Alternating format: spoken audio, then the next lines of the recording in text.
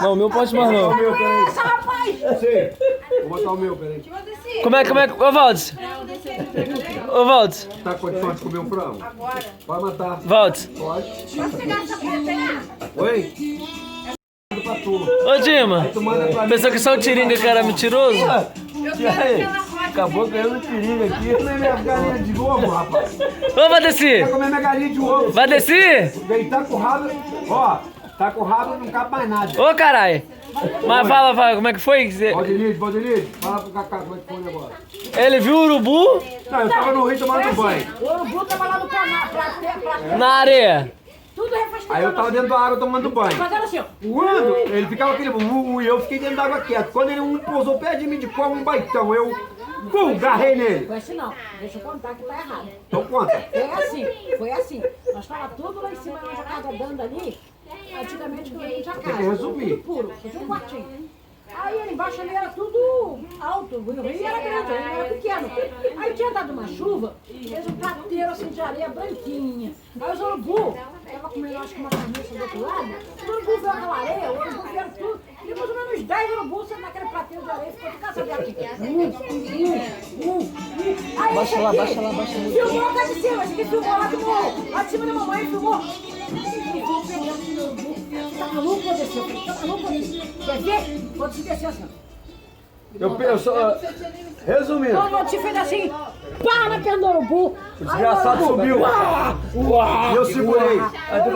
Aí ele me tirou mais ou menos um metro e meio do chão, mano. E pra me voltar. Ele era muito magro. Aí ele E pra me voltar pro chão. Ele não queria soltar Ele o pé foi do me urubu. levando, me Ele achou levando, que me ia voar. levando. O urubu Já não tava voou. mais ou menos 5 Aí ele metros pensou do assim, chão. se eu ficar agarrado, o urubu não me leva. Eu quero pra ele descer. Mas ele tava me subindo. Quando esse já eu tava subindo. subindo, já o pé, o dedinho do pé dele já tava assim. O dedinho do pé dele já tava assim.